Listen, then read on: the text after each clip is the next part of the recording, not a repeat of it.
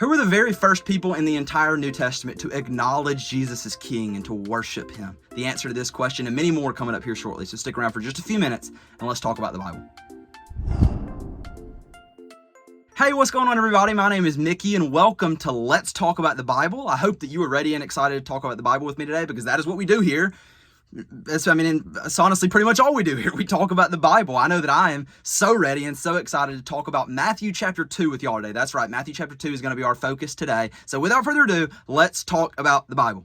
Just a quick reminder for y'all, we're going through this entire gospel here on this channel, one chapter at a time. We're obviously in Matthew chapter 2 right now. So if this is the first video of mine that you're ever watching, then first of all, that's amazing. I'm grateful you're here. I'm glad that you found this channel and this ministry. But I would recommend that you go back to the beginning and you watch all of the videos as we go through this gospel, not so I can get more views out of you or anything like that, but so that we can all get more out of this experience. Everything we talk about today will make so much more sense if you have watched the videos that are supposed to precede it. So I'll put the playlist up on the screen right now. I have all the videos from the Gospel of Matthew so far in a playlist. We did a video on just introducing this gospel, talking about the context and the background of it, and we did a video on Matthew chapter 1. Then I did another video that was about a specific topic. We talked about Matthew chapter 1, so you can watch any and all of those before you watch this one. I believe it would help you a ton. And without further ado, let's dive in. Let's talk about Matthew chapter 2.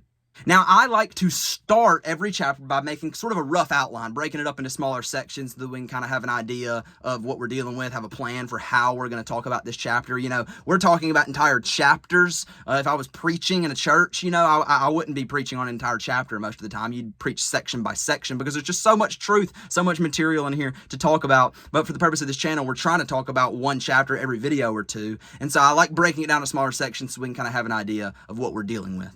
And this chapter actually has a really, really cool and really unique outline. I've broken this chapter up into 4 sections, and ironically, there are 4 Old Testament prophecies about the Messiah that are fulfilled in and through the life of Jesus in this chapter alone. So in chapter 1, we talked about Jesus' first fulfillment of Old Testament prophecy, and we're going to talk about 4 more fulfillments of Old Testament prophecy in this chapter. And the reason that I believe there are 4 sections in this chapter is because this chapter is kind of structured around these Old Testament prophecy fulfillments. So my outline looks something like this, okay? Section number 1, the wise men come to town. That's verses 1 through 12. Section number 2, Joseph, Mary, and baby Jesus leave town. That's verses 13 through 15. Section number 3, King Herod comes to town. That's verses 16 through 18. And then the last section, section number 4, Mary, Joseph, and Jesus come back to town. That's verses 19 to 23. That's how I decided to kind of break down this chapter. Now, just to let you know, my outline has no type of authority or anything. It's just how I broke it down in my study of this chapter. So that's kind of how we're going to talk about it. There's no reason you can't break it down in a different way. You know what I mean? It's not that serious, okay? That's just my outline. This is how we're going to be talking about it, all right? So let's dive in to Matthew chapter 2. Obviously, starting in section 1, we're going to look at verses 1 through 12. Now, if you remember from our video on Matthew chapter 1, and if you don't remember, if you didn't watch that video, then you can just look at the last verse of Matthew chapter 1. At the very end of Matthew chapter 1, Jesus is born. That's how Matthew chapter 1 ends. And the beginning of Matthew chapter 2 pretty much picks up right where Matthew chapter 1 left off. There is a very slight period of time that passes in between the end of chapter 1 and the beginning of chapter 2. Maybe a year, maybe a year and a half. I believe it's less than that. I believe it was probably a few months. So what I'm saying is we pick up in Matthew chapter 2, Jesus is now somewhere from a few months old to maybe a year, year and a half old. He is undoubtedly still a very, very young child. He's still a baby at this point in time. So we know not much time has passed at all. And at the very beginning of this chapter, in the first verse, Matthew introduces us to some new names. We see some new names that are unfamiliar to us. So let's talk about those for a minute. First, we got King Herod. That's the first name introduced to us, King Herod.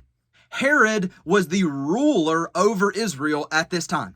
Now, if you remember, everything in this gospel takes place during the period of the Roman Empire. So Rome pretty much ruled the entire known world at this point in time, and that includes Israel. So Herod, the emperor of Rome, obviously was the big boss. He was kind of over everything, but the Roman Empire was so vast at its peak that the emperor couldn't rule all of it on his own. So what he would do is he would appoint different rulers and place them over different regions or different sections of the empire. Oftentimes they would choose, people of power, prestige, and wealth would pay for positions. History tells us that Herod actually paid the Roman Empire to be ruler of Israel. So Herod was appointed by the Roman Empire to be the ruler over Israel at this time because he paid them enough money for that position. And Herod honestly wasn't even really a king, really in the traditional sense of the word. I'm sure that he loved to be called a king. He probably loved to call himself a king.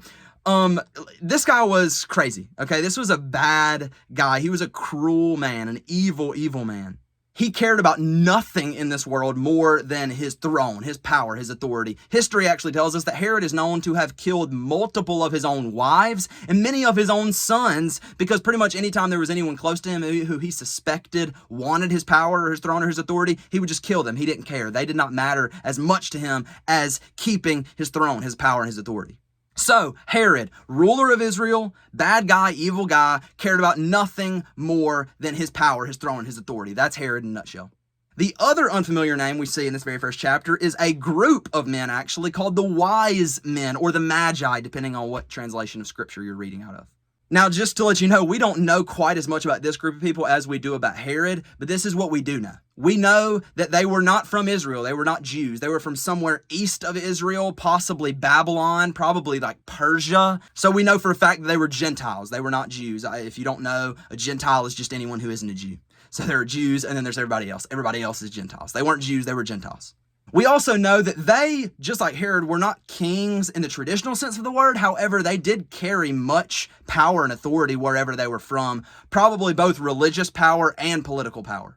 So that's the rundown on the wise men. We don't know how many of them there were. Traditionally, you hear that there are 3 wise men. We say that because they present 3 gifts to baby Jesus at the end of the section. We'll get there in a moment. But there's nothing in scripture that leads us to believe there are only 3 of them. In fact, many historians believe there could have been upwards of hundreds of them traveling in this caravan, coming to find this young child. And that's why they were there, right? They say in verse 2, they show up in Jerusalem and they start asking around about this king of the Jews. Now, just so you know, a Gentile saying king of the Jews would have been the exact same thing as a Jew saying Messiah. So when these Jews in Jerusalem heard these Gentile men saying, "Where's the king of the Jews?" they knew they were asking for the Messiah. The reason the Gentiles would have referred to him as the king of the Jews is because the Jews taught traditionally that the Messiah was for them, not for the world, right? He was going to be a Jewish Messiah. He was going to come to save the Jewish people. He was going to be the king to rule over the Jewish people. So the Gentiles didn't think the Messiah wasn't for them. He was the king of the Jews, not the king of the world. And so they would say the king of the Jews. That's how they would refer to the Messiah. And as I mentioned earlier, I'm sure Herod loved it when people called him king, but they weren't looking for Herod. They specified they were looking for a young child. They say, "Where is he who has been born king of the Jews?" We just heard there's a new kid who's been born. The Messiah has been born recently. Where is he? And when the people in Jerusalem started asking, what are you talking about? We have no idea what you're talking about. The wise men explained that a star had appeared in the sky and had led them to Israel.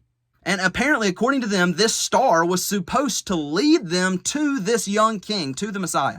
So, and I'm not sure what happened.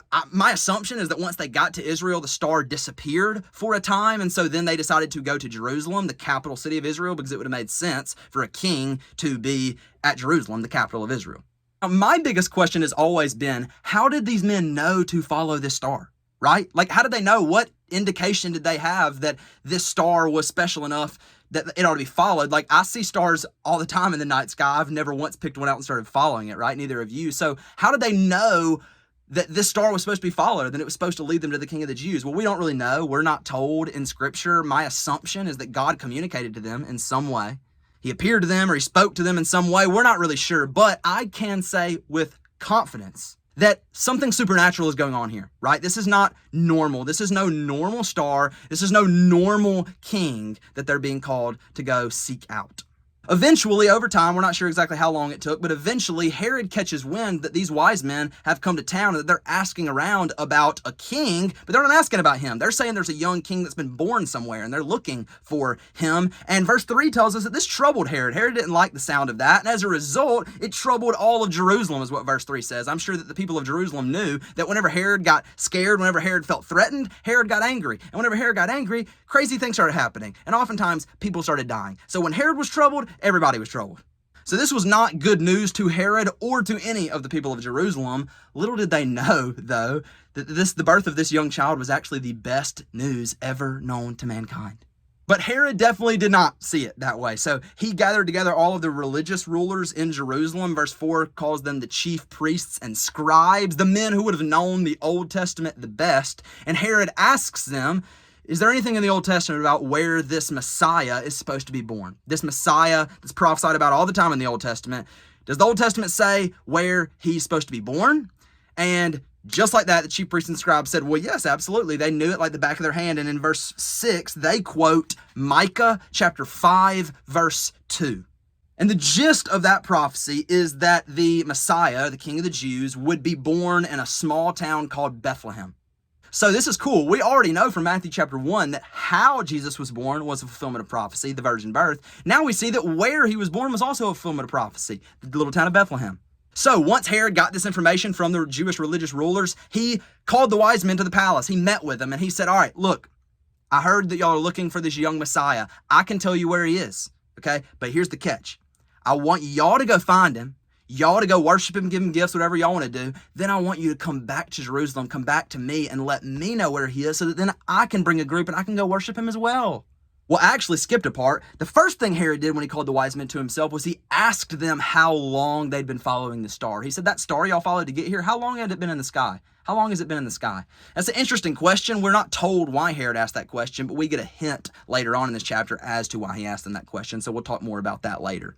Then, obviously, Herod gets to what I mentioned a minute ago, where he tells them, go find the young child. Y'all do what y'all need to do. Then come back and tell me so I can go worship him too. Now, I don't know about you, but I know enough about Herod's craziness and Herod's jealousy to believe for 1 second that he actually wanted to go and worship this young king. I'm pretty sure he had ill intentions when it came to finding out where this young king lived, where he was located, and those ill intentions will come out later on in this chapter.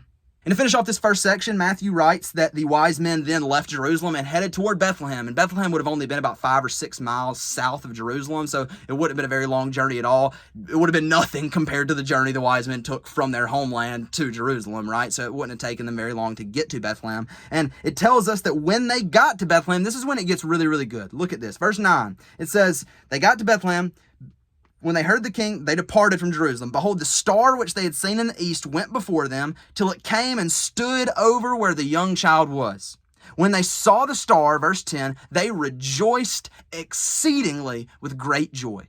Now, what's happening here? What are we talking about, right? Now, I want you to really understand what just happened, because it sounds like in verse 10, I've always thought it sounded like when Matthew was trying to describe the reaction the wise men had, it sounds like he has a hard time putting into words. I mean, he uses such strong language. They rejoiced exceedingly with great joy. I mean, they were whooping and hollering and partying. I mean, this was the most amazing thing they'd ever seen, they'd ever experienced. Why? What's so cool about this? Well, look. What does verse 9 say? Verse 9 says, the star came and stood over where the young child was. Now, you might say, okay, well, that just means the star went and stood over the little town of Bethlehem. And that in and of itself would have been amazing, right? That would have been miraculous. But that's not what happened here, okay? The wise men already knew that Jesus was in Bethlehem. They already knew where to find. They already knew the town. They just didn't know how to find him once they got to town. So the star leading into the town of Bethlehem wouldn't help them at all. What I believe is that this star came and stood over the one house in town, the one place in town where this young child was. This was miraculous. This was the most amazing thing the wise men had ever seen or ever experienced. And this was obviously one, like I said earlier, no normal star. In fact, it probably wasn't even a star at all. We don't know what it is. It may have been an angel of the Lord. It may have been just some kind of supernatural ball of light that the Lord used to guide the wise men. But either way, the Lord was obviously directly involved in this entire thing and in leading the wise men to where baby Jesus was. And when they got there, when the wise men got there, verse 11 says they went in, they saw the young child with Mary, his mother. They saw Mary, they saw Joseph, I'm sure, and then they saw the young child. And it says they fell down on their faces and they worshiped him. They brought gifts of gold, frankincense, and myrrh, and they sat them at the feet of this young child. Sorry, I burped a little bit. Now, some of you know what gold is, I'm sure. Frankincense and myrrh may not sound familiar to you, but essentially these gifts were expensive gifts. These were gifts that would have only been fit for a king. They had no idea who this kid was. They had no idea who this kid was going to be. They just trusted the Lord that this kid was going to be a king one day. I don't believe they had any idea that they were worshiping the one true Son of God. So it's pretty cool to think that these men were the first men ever recorded in the New Testament to be able to worship the Son of God, and they didn't even know it. Pretty awesome. Then they must have stayed the night in Jerusalem that night, because verse 12 tells us that they were warned by God in a dream to not return to Jerusalem and to go a different way, right? We can imagine why. Because Herod lied to them. Herod didn't want to come worship this king. Herod wanted to do harm to this young child. He wanted to do harm to Jesus. God warned the wise men in a dream. The wise men obeyed God, and they went home a different way. They didn't go back to Jerusalem. And once the wise men leave Bethlehem and go back home, they also leave the biblical narrative. These 12 verses that we just read is pretty much all we know about the wise men from the Bible. We never read about them again from here on out. And that brings us to the end of our first section. Now, I know we have 3 other sections. This first section is significantly longer than the other 3. So I'm actually going to go ahead and call the video here. I'm going to split up Matthew chapter 2 into 2 separate videos, simply because early on in this gospel, there's just so much groundwork that has to be laid, right? There's so much foundation that we have to talk about. Not only are we talking about the text, but we're talking about so much going on behind the text, right? So there's going to be less of that as we progress in this gospel more. Some chapters we're going to have to split into a couple videos. Some chapters we can do all in one video. I don't want to feel rushed, and I don't want these videos to be super duper long either. I want them to be kind of bite-sized. I want you to be able to sit down and watch a 15 to 25 minute video and digest everything I'm saying pretty quickly. So come back next week if you want to continue learning about Matthew chapter 2. We'll break down the second half of this chapter, and we'll talk about some of the things related to this chapter as a whole in that video. If you learned anything, if you enjoyed this video, then you can let me know by hitting that thumbs up button, subscribing to my channel, and sharing this video with anyone else, Christian or not, who would be interested in having these conversations with us. If you have any questions for me, concerns, prayer requests, anything that you would like me to know personally, you can email me at askaboutthebible89@gmail.com. I would love to connect with some of you personally. And until next time, never stop talking about the Bible.